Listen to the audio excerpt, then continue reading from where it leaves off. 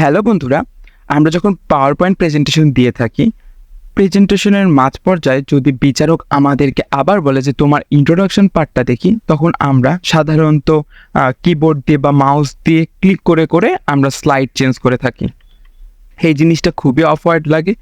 অথবা আমরা আরেকটা কাজ করে থাকি যে আমরা এভাবে স্লাইডে এসে আমরা স্লাইড খুঁজতে থাকি যে আমাদের অপারেশন স্লাইডটা কোথায় বা ইন্ট্রোডাকশন স্লাইডটা কোথায়।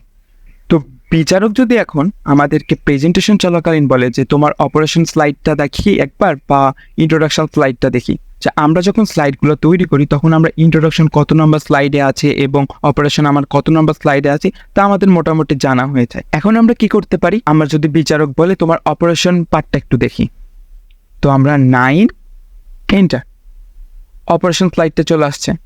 প্রেজেন্টেশন আমার শেষের দিকে। এরপরও যদি বিচারক বলে যে তোমার ইন্ট্রোডাকশন পার্টটা আরেকবার দেখি, তো আমার ইন্ট্রোডাকশন পার্টটা 3 নাম্বার স্লাইড আছে, 3 এন্টার। কেমন লাগলো তোমাদের? কমেন্ট করতে ভুলো না কিন্তু, আর লাইক এবং সাবস্ক্রাইব দিয়ে আমাদের পাশে থাকো। এরকম মজার মজার শর্টকাট ভিডিও দেখতে আমাদের ইউটিউব চ্যানেলটি তাড়াতাড়ি ভিজিট করো। ধন্যবাদ সকলকে।